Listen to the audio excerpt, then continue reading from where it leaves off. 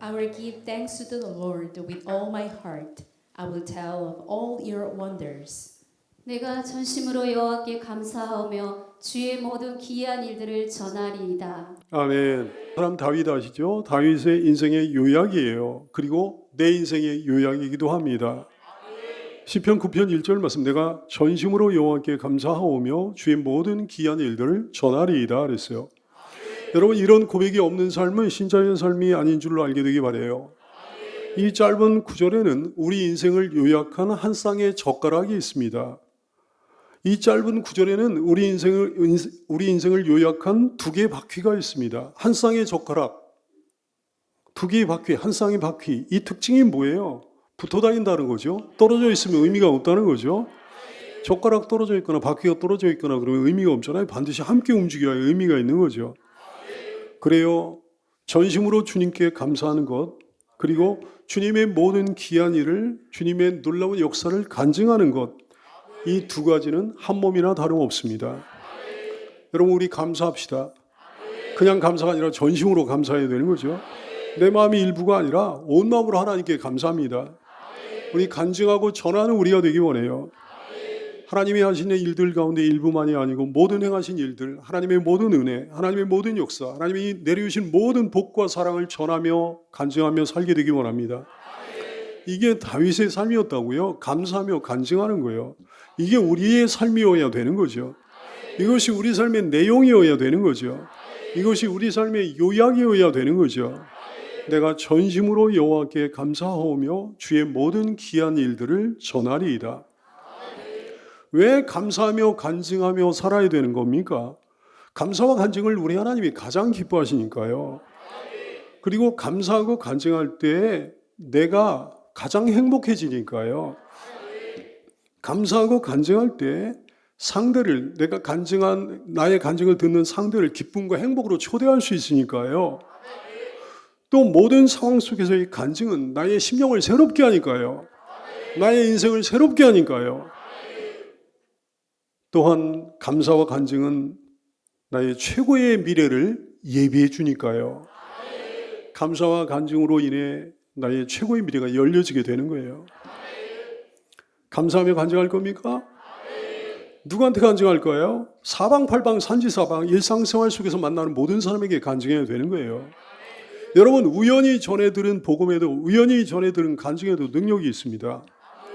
성경 다음으로 많이 팔리고 세계에서 가장 많이 팔린 게 성경이잖아요. 가장 많이 읽혀진 게 성경이잖아요. 근데 성경 다음으로 많이 팔리고 많이 읽힌 책이 철로역정이거든요. 철로역정의 저자 존 버년도 우연히 접한 간증을 통해 예수님을 알게 됐습니다. 인생 허물을 느끼고 있던 존 버년, 어느 날 양지바른 담 앞에 모인 여자들이 주고받는 얘기를 통해 한 여자의 간증을 우연히 듣게 된 거예요. 예수님에 대한 얘기였습니다. 존 버년은 그때 은혜를 받았습니다. 이후로 존 버년은 예수님을 믿고 구원받아 이 놀랍고 위대한 책 철로역정을 쓰게 됐던 거죠. 가까운 사람에게 간증해야 됩니다. 갈라디아 1장 17절 바울 사도가 이런 말씀하십니다. 또 나보다 먼저 사도된 자들 만나려고 예루살렘으로 가지 아니하고 아라비아로 갔다가 다시 다메섹으로 돌아갔다, 이렇게 말씀합니다. 왜 다메섹으로 돌아갔던 걸까요? 변화된 자기의 모습을 다메섹에 살고 있는 가까운 사람들에게 알려주기 위해 돌아갔던 거예요. 그들에게 지난 3년간 아라비아 땅에서 하나님께서 자기에게 행하신 일들을 간증하기 위해 돌아갔던 거죠. 그렇습니다. 잘 아는 사람에게 간증하기 원합니다. 가족에게요, 교우들에게요, 친구에게 자신의 변화를 얘기해 주게 되기를 원합니다. 동역자에게 간증해야 되는 겁니다. 갈라디아 1장 18절 이하의 말씀, 그 후 3년 만에 내가 게바는 베드로를 얘기하는 거예요. 내가 베드로를 방문하려고 베드로를 만나기 위해 예루살렘에 올라가서 그와 함께 15일을 머물렀다, 이렇게 말씀하는 거죠. 전혀 다른 사람이 돼가지고 바울은 예루살렘에 올라갔습니다. 거기서 15일간 머물렀습니다. 3년 전 예루살렘을 떠날 때는 기독교에 대한 박해자였는데 이제는 놀랍게도 사도가 돼가지고 돌아온 거예요. 180도 변화된 모습으로 예루살렘으로 돌아왔던 거죠. 예루살렘 교회의 동역자들을 만나 그들에게 자신의 변화를 알려주기 위해 예루살렘으로 돌아갔던 겁니다. 누구에게 전하는 거예요? 고향 사람에게 전하는 거지. 갈라디아 1장 21절 이하의 말씀, 그 후에 내가 수리아와 길리기아 지방에 이르렀으니 이렇게 말씀합니다. 수리아와 길리기아 지방은 바울의 고향인 다소가 있는 곳이에요. 여기 지도에 보면 이렇게 동그라미처럼 데가 바로 다소입니다. 저희가 길리기아 지방이거든요. 저기에 돌아갔어요. 저희가 어디입니까? 바울이 태어난 곳입니다. 왜 거기에 갔을까요? 고향 사람들에게 전하기 위해 갔던 거죠. 뿐만 아니라 기독교의 박해자들에게도, 자기를 비난하는 반대자들에게도 간증하고 전해야 되는 거예요. 사도행전 22장 1절 말씀, 부형들아 그랬습니다. 부형들은 어떤 사람들인가? 아니, 지금 바울 사도를 반대하는 사람들이에요. 바울 사도를 비난하는 사람들입니다. 근데 그들을 향하여 내가 지금 여러분 앞에서 변명하는 말을 들으라 하면서 간증하고 전하는 겁니다. 어떻게 간증할까요? 구체적으로 간증해야 되는 거죠. 무엇보다 감사와 기쁨과 행복의 모습을 가지고 간증해야 되겠습니다. 여러분, 이런 모습 맞죠? 우울하고 어두운 모습 아니죠? 스웨덴의 장애인 가수 레나 마리아라고 하는 사람의 이야기입니다. 1998년도에 태어났고요. 물론 지금까지 활동하고 있습니다. 가스펠 가수예요. 장애인 수영 국가대표입니다. 사진을 보면 이분인데요. 양팔이 없습니다. 태어날 때부터 양팔이 없었어요. 88 장애인 올림픽에도 참가했습니다. 수영을 아주 잘합니다. 이후에도 우리나라에서 몇 차례 콘서트를 연 적이 있었습니다. 태어날 때부터 양팔이 없는 거예요. 한쪽 다리 짧습니다. 예수님의 능력으로 양팔이 막 자라나고 한쪽 다리가 길어져가지고 균형을 이뤘다면 얼마나 좋았을까요? 근데 그런 기적은 일어나지 않았습니다. 여전히 그 모습 그대로예요. 근데요, 예수님을 모신 이분의 마음과 인격이 놀랍습니다. 정상인처럼 아무런 구김살이 없는 거예요. 항상 기뻐하며 해맑은 미소를 띠고 사는 거예요. 그런 심령에서, 아름다운 심령에서 나오는 아름다운 목소리로 하나님을 찬양합니다. 천국에서는 그의 몸이 완전히 아름답게 회복이 되겠죠. 그를 가리켜 많은 사람들이 천사의 목소리를 가졌다 이렇게 칭송합니다. 한 번은 이분이 공연을 앞두고 TV에 출연한 자리에서 이런 질문을 받습니다. 레나, 당신은 어떻게 그렇게 항상 밝을 수 있는 거죠? 이런 질문을 받았어요. 조금도 망설이지 않고 대답합니다. 예수님이 언제나 나와 함께 하시기 때문입니다. 예수님은 내 삶을 언제나 움직이고 계십니다. 그분은 내가 필요한 것을 항상 채워주시고 늘 내 곁에서 위로해 주시며 새 힘을 주시니까요. 근데요, 내가 가만 보니까 가장 중요한 한 가지가 빠져 있더라고요. 이렇게 대답했어요. 옳은 거예요, 이분이요. 제게는 천국이 있으니까요. 이렇게 대답했어야 되는 거죠. 여러분, 모든 방법을 동원하여 간증해야 됩니다. 모든 열정을 다해서 간증해야 됩니다. 열정적으로 해야 되는 거예요. 한 골 넣은 선수의 세레모니 여러분 봤죠? 큰 상을 받은 연예인의 수상소감 여러분 들어봤죠? 승리한 선수의 인터뷰 장면 여러분 봤죠? 잔뜩 상기된 채 얘기하잖아요. 텐션이 고조돼가지고 얘기하잖아요. 내면 깊숙이에서 끌어올려진 기쁨과 감격이 그들에게 있지 않습니까? 구원받은 우리의 기쁨과 감격이 그만도 못합니까? 아니잖아요. 교회와 신자들의 선행을 알려주는 것도 간증입니다. 기독교와 교회를 향한 악의적인 비난에 무조건 고개 숙이고 잘못했다고 빌어야 되는 겁니까? 참으로 문제가 있다면 당연히 그래야 되겠지만 악의적인 비난에는 담대해야 되는 거예요. 악의를 가진 도매금 비난에는 사탄의 세력의 그 괴계가 배후에 있는 거잖아요. 이웃을 향하는 우리의 선대를 알려주게 되기 원합니다. 이 땅을 향하는 우리의 선한 마음, 이 땅을 향하는 우리의 선한 행위도 대박이나 항아리로 덮어두면 안 되는 줄로 알게 되기를 축원합니다. 마태복음 5장 15절 말씀 예수님이 그러셨어요. 사람이 등불을 켜서 말 아래에 두지 아니하지 않느냐. 사람이 등불을 켜가지고 대박으로 덮어두는 사람이 세상에 어디 있습니까? 등경 위에 두나니 이러므로 집안 모든 사람에게 비치느니라고 하셨어요.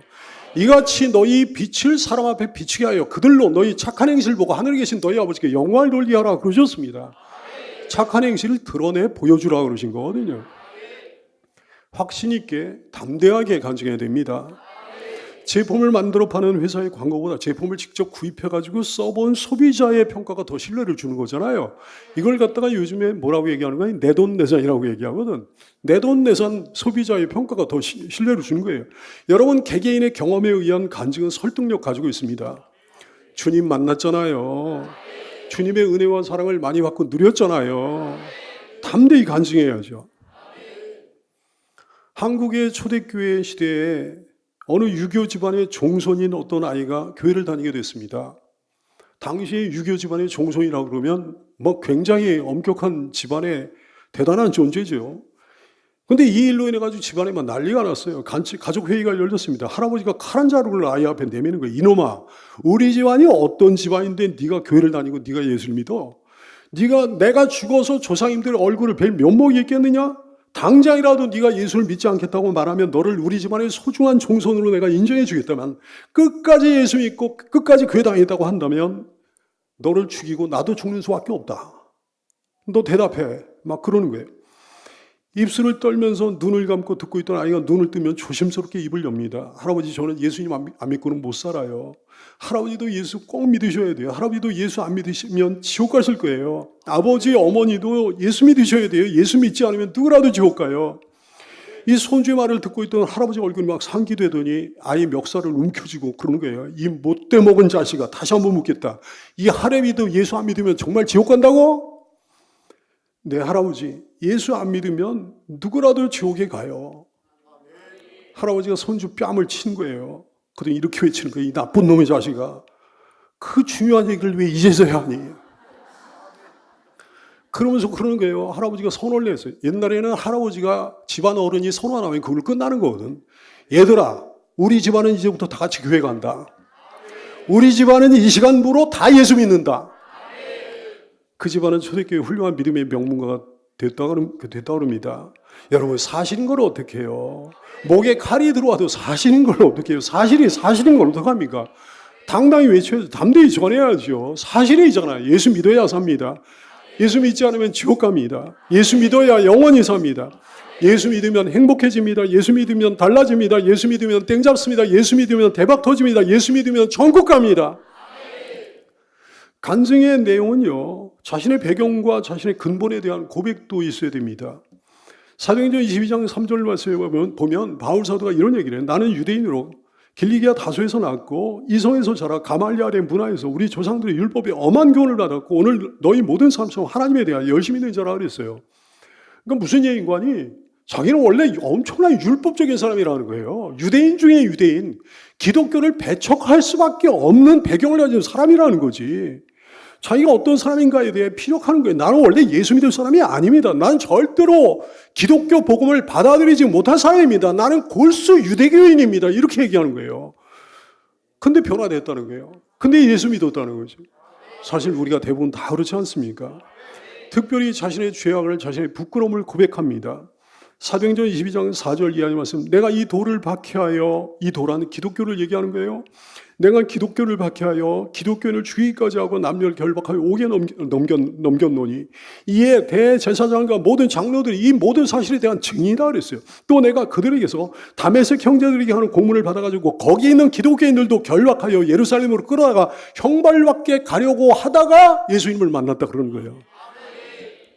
죄악의 모양은, 부끄러움의 모양은 사람마다 굉장히 다양합니다. 그랬던 내가 이렇게 변했습니다 라고 얘기하는 게 간증이라 얘기해요. 주님과의 만남에 대해서 얘기하는 거지.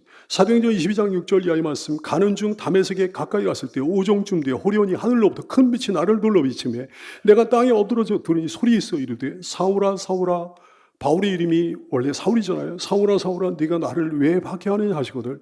내가 대답하되 주님 누구시니까 하니 이르시되 나는 네가 박해하는 나자렛 예수라 그러셨어요.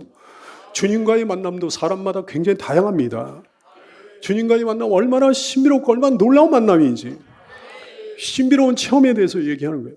9절 말씀, 나와 함께 있는 사람들이 빛을 보면서도 나에게 말씀하시는 이의 소리는 듣지 못하더라 그랬어요. 자신만의 체험이 있습니다. 사람마다 굉장히 다양합니다. 가장 중요한 체험은 내면의 체험이에요. 내면에서 일어나는 체험이에요. 주님의 말씀을 듣게 된 걸, 주님의 뜻을 알게 된 걸 얘기하는 거지. 사도행전 22장 10절 말씀, 내가 이르되 주님, 제가 이제부터 무엇을 하면 해야 되겠습니까? 주께서 이르시되 일어나 다메섹으로 들어가라. 내가 해야 할 모든 것을 거기서 누가 가르쳐 주리라 그러셨어요. 어느 누구나 주님의 뜻을 어떤 식으로든 알게 됩니다. 나를 향한 주님의 마음을 알게 됩니다. 나를 향한 주님의 계획을 알게 됩니다. 그런 걸 얘기해 주는 게 간증이에요. 무력하게 된 상태를 얘기해 주는 거죠. 무력하게 된 상태, 힘을 다 잃어버린 상태. 사도행전 22장 11절 말씀, 나는 그 빛의 광채로 말미암아 볼 수 없게 되었으므로 나와 함께 있는 사람들의 손에 끌려 이제는 혼자는 움직일 수가 없는 거예요. 다메섹에 들어갔다 이렇게 고백을 합니다.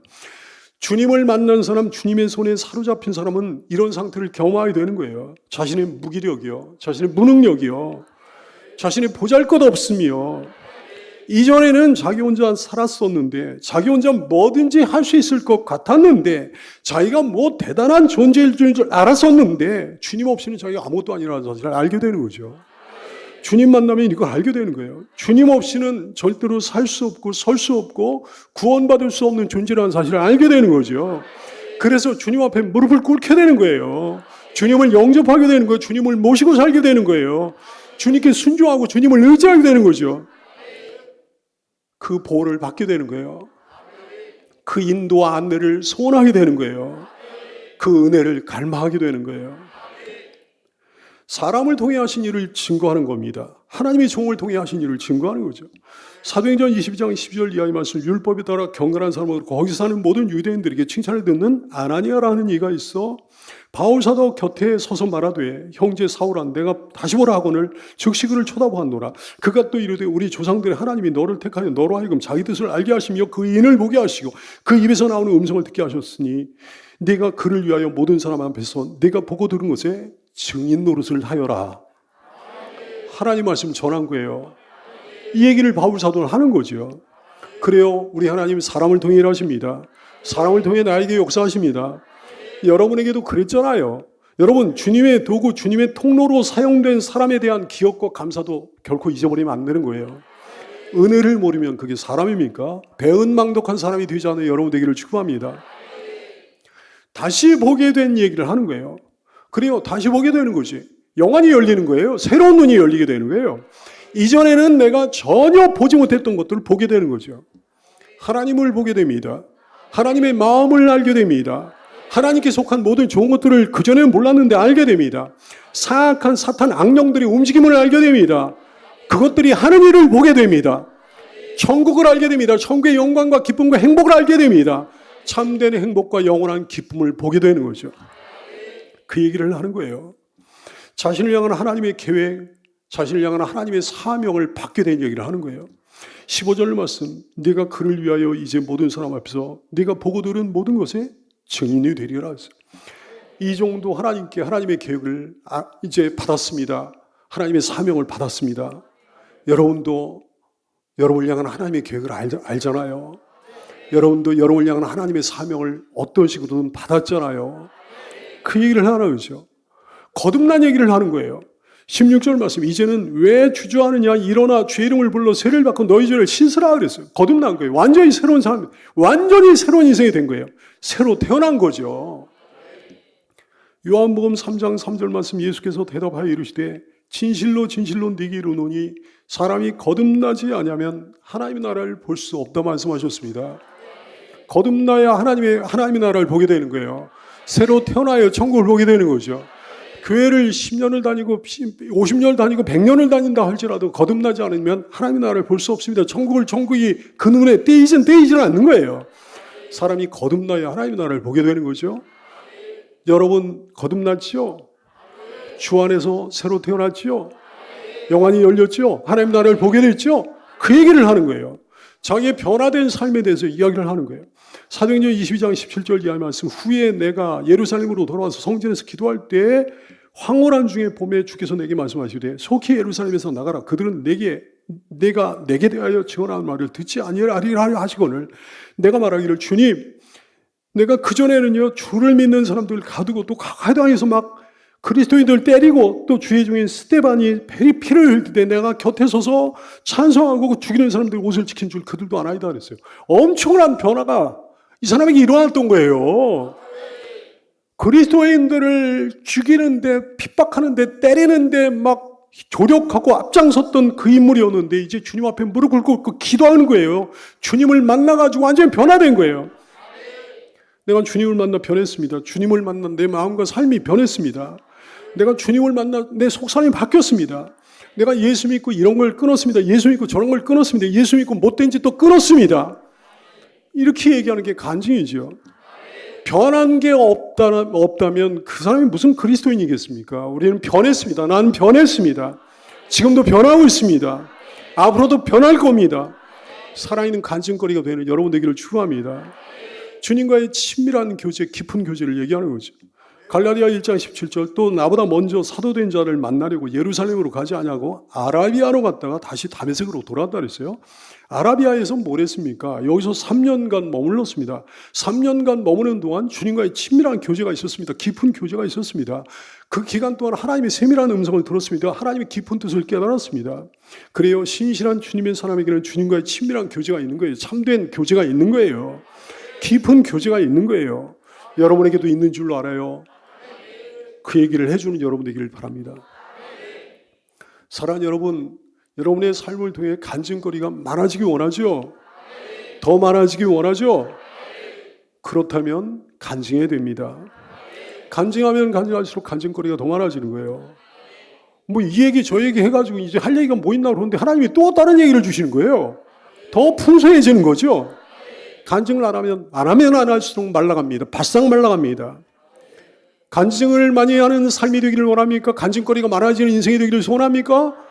그러면 민감해야 되는 거예요. 모든 간증거리를 깨닫고 모든 간증거리를 발견해야 되는 거죠. 감사거리를 발견해야 되는 거죠. 간증거리는 우리 평소의 삶에 널려 있습니다. 너무 많습니다. 병을 낫게 하신 건 물론 감사거리고 간증거리지. 근데 어떻게 병이 나은 것만 간증거리가 됩니까? 지금 하나님의 은혜로 내가 건강히 살고 있는 것도 간사거리잖아요. 간증거리잖아요. 우리 부부와 함께 있잖아요. 그러면 입이 마르도록 밤낮 얘기하는 얘기 아니에요. 입만 열면 얘기합니다. 이렇게 감사할 수가 있나? 평범한 삶이 이렇게 감사할 수가 있나? 감사거리가 너무 많은 거예요. 감사할 일이 너무 많은 거예요. 여기도 감사거리, 저기도 감사거리, 이것도 감사거리, 저것도 감사거리, 이 사람도 감사거리, 저 사람도 감사거리, 이 자녀도 감사거리, 저 자녀도 감사거리. 여러분이요, 감사거리, 간증거리 아닌 게 하나라도 있습니까? 간증거리가 더 풍성해지길 원한다면 기도해야 됩니다. 공장이 계속 가동돼야 제품이 계속해서 나오듯이 계속 기도할 때 간증거리가 계속 나오게 되는 거예요. 쉬지 말고 기도하는 우리가 되기 원해요. 항상 기도합시다. 범사에 감사함으로 기도합시다. 내일을 꿈꾸며 기도하는 우리가 되기를 소원합니다. 간증거리가 더 풍성해지고 많아지게 되기를 원한다면 절대 절망하지 말아야 돼요. 오래된 일인데 최근에도 카리브해에서 어마어마한 허리케인이 일어났는데요. 이건 오래된 일이에요. 카리브해에서 기상 역사상 유례를 찾아볼 수 없는 대형 허리케인이 발생했습니다.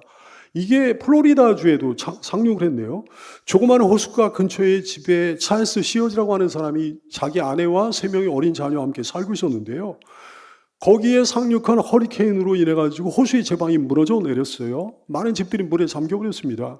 찰스 시어즈의 가족들은 가까스로 조금 높은 지역에 있는 나무를 찾아 피신했어요. 근데 물이 순식간에 차오르는 거예요. 그 나무도 물에 잠기게 됐어. 더 높은 나무까지 찾아 올라가다 보니까 더 이상 올라갈 수 없는 꼭대기까지 이르게 된 거예요. 물은 계속 불어나가지고 몸위까지 차오릅니다. 도저히 이제는 가망이 없다 판단한 찰스는 절망했어요. 여보 이제 틀렸어 그러는 거예요.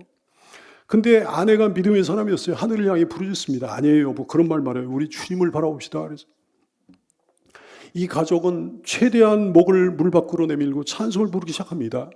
너 근심 걱정 말아라 주 너를 지키리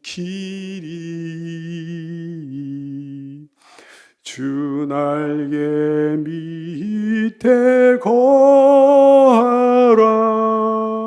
주 너를 지키리 주 나를 지키리 아무 때나 어디서나 주 나를 지키리 늘 지켜주시리.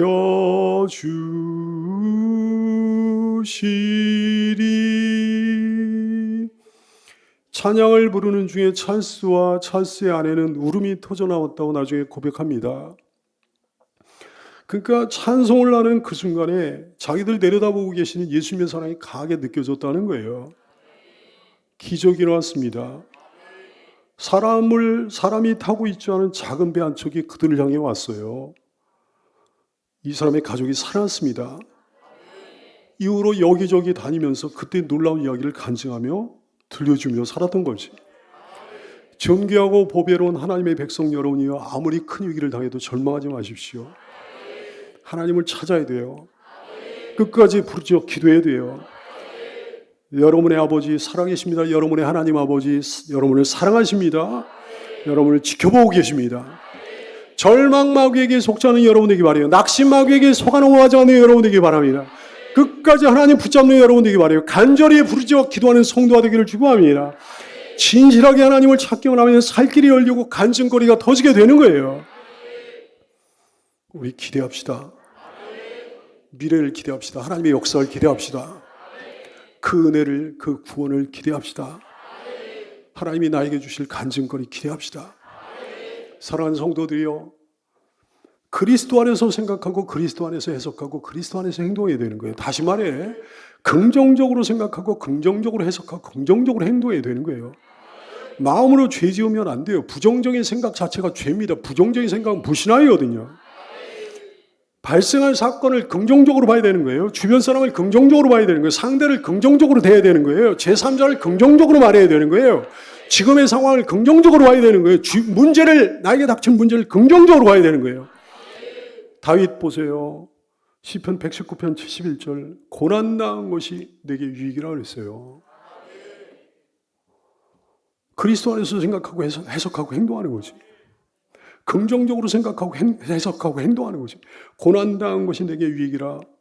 이 고난으로 말미암아 내가 주의 뜻을 배우게 되었나이다. 주님의 마음을 알게 되었나이다. 사랑하는 성도들이여, 우리에게는요, 상처가 도리어 간증거리가 될 수 있어요. 모욕을 받거나 좋지 않은 말을 듣거나 그러면 말할 수 없는 상처가 되잖아요. 근데 미국에서 큰 영향력을 끼치는 어떤 언론이 이런 말을 했습니다. 이 언론인은 이제 성공한 사람들을 많이 만나가지고 인터뷰하고 막 취재하고 그랬던 사람인데요. 이 사람이 이런 얘기했어요. 내가 만난 인생의 성공자는 이런 사람들이었다 그랬어요. 자기에게 던져진 비난의 벽돌, 자기를 저주하고 모욕하는 비난의 벽돌을 차곡차곡 쌓아 기초를 다진 사람들이었다. 이런 얘기를 해요. 수많은 성공자를 만나가지고 내린 결론이 이거였어요. 여러분 그렇잖아요. 대부분의 사람들은 칭찬받으면 좋아하잖아요. 모욕을 받으면 마음이 상하잖아요. 그걸로 끝나잖아요. 근데 성공할 사람은 다르다는 거지. 자기를 욕하는 비난의 벽돌이 막 날아오고 떨어질 때마다 오히려 그것을 하나하나 차곡차곡 세워가지고 든든한 기초를 만들어서 인생의 탑을 세웠다는 거예요. 모든 걸 복으로 바꿨다는 거죠. 대표적인 케이스가 록펠러입니다. 록펠러는 첫사랑에게 프로포즈를 했다가 망신을 당했습니다. 이런 지하에 거절을 당했는데요. 이 여자가 좀 너무했던 것 같아. 미래가 전혀 없는 가난뱅이 주제에 프로포즈를 했다고 이렇게 모욕을 줬나 봐요. 보통 사람 같으면 큰 상처받았겠지. 그 여자 마음속으로 욕하고 자기 처지 비관하고 뭐 그걸로 끝났겠죠. 근데 록펠러는요, 그 모욕을 도리어 기회로 삼습니다. 하나님 앞에 나가 기도했어요. 하나님, 제가 가난해서 이렇게 멸시를 받습니다. 하나님, 저를 부자 되게 해주세요. 이를 악물고 이랬습니다. 우선순위로 하나님 섬겼습니다. 절대신앙으로 하나님 섬겼습니다. 하나님의 도우심을 구했습니다. 세계 지혜의 거부가 됐잖아요. 상처가 도리어 간증거리로 변한 거예요. 살다 보면 좋은 소리만 들을 수 있겠습니까? 때로는 벽돌로 맞듯이 아픈 소리 듣는 거죠. 손톱으로 핥히듯이 아픈 소리 들을 때도 있는 거죠. 송곳으로 후벼파듯이 아픈 소리를 들을 때도 있는 거죠. 그러나 그 모든 상황 속에서 상처를 가지고 하나님 앞에 나가는 거예요. 상처를 가지고 하나님 앞에 나가서 상처를 가지고 간절히 하나님 바라보고 의지하고 기도할 때 그 모든 게 전화위복이 되고 간증거리로 바뀌는 거예요. 성령께서 함께 하시면, 아버지 하나님께서 도와주시면, 예수님이 내 손을 잡아주시면 그 모든 게 간증거리가 되는 거예요. 밝고 기쁘고 행복하고 좋은 일도 물론 간증거리가 되지만 어두운 일조차 간증거리가 되는 거죠. 사랑하는 여러분, 간증거리가 더 많아지고 풍성해지게 되기를 소원한다면 미래를 간증하는 여러분 되기 바라요. 미래를 미리부터 간증하는 성도가 되기를 축원합니다. 지혜로운 사람은 어떤 사람이에요? 미래를 대비하는 사람이 지혜로운 사람이잖아요. 미래를 디자인하는 사람이 지혜로운 사람이잖아요. 근데 어떻게 하는 게 미래를 향한 최선의 대비입니까? 어떻게 하는 게 미래를 가장 멋지게 디자인하는 것이 될까요? 미래를 간증하는 거예요. 미리부터 간증하는 거예요. 성경은 그런 책입니다. 온통 미래를 간증하고 있는 책이에요. 특별히 요한계시록을 보면 미래에 대한 간증으로 충만합니다. 많은 사람들이 간증에 대해 오해합니다. 오직 과거의 어떤 경험을 얘기하는 것, 이것이 간증이라고 오해합니다. 그렇지 않습니다. 이미 지나간 과거뿐만이 아니고 지금 주시고 있는 은혜를 간증하는 거예요. 예배를 통해 말씀을 통해 주시는 은혜요. 기도응답을 통해 주시는 은혜, 일상생활을 통해 주시는 은혜를 간증하는 거예요. 뿐만 아니라 아직까지 전혀 진행되지 않은 일, 다시 말해 미래도 간증해야 되는 거예요. 사무엘상 17장 37절 또 다윗이 이르되 여호와께서 나를 사자의 발톱과 곰의 발톱에서 건져내셨은즉 이것은 과거 일이잖아요. 과거에 생생히 일어났던 일이잖아요. 근데 그 하나님께서 나를 이 블레셋 사람 골리앗의 손에서도 건져내실 겁니다. 일어나지 않은 일이잖아요. 미래 일이잖아요. 아직 진행되지 않은 일이잖아요. 미래를 간증하는 거예요. 디모데후서 1장 12절 말씀 바울 사도가 이런 고백을 해요. 이로 말미암아 내가 또 이 고난을 받되 부끄러워하지 아니하는 것은 고난을 받되 부끄러워하지 아니하면 내가 믿는 자를 내가 알고 또한 내가 위탁한 것을 그날까지 그가 능히 지키실 줄을 자신의 미래를 확신하니까 하나님의 도우심을 확신하니까 하나님의 도우심을 확신하니까 늘 옛날 얘기만 하며 사는 사람, 늘 왕년 얘기만 하며 사는 사람, 여러분은 어떻습니까? 혹시 아름다운 미래를 꿈꾸기보다는 과거에 매여 있는 사람 아닌가요? 하나님께서 펼쳐가실 미래에 대한 청사진을 꿈꾸기보다는 시간만 나면 낡은 일기장을 펴놓고 추억만 곱씹고 있는 사람 여러분 아닙니까?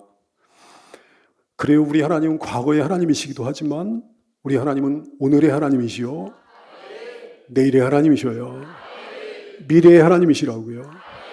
오직 과거 속에서만 살아가는 사람은 그리스도인이 아닌 줄 알게 되기 바라요. 우리에게는 오늘의 간증이 필요합니다. 더 나아가 바울처럼 다윗처럼 앞으로 펼쳐질 미래에 대한 간증도 필요합니다. 하나님이 이런 분이십니다. 하나님 우리에게 이런 약속해 주셨습니다. 보라, 내가 이제 새 일을 행할 거다. 이제 나타날 것이라. 너희가 그것을 알지 못하겠느냐. 반드시 내가 광야에 길을 내리라.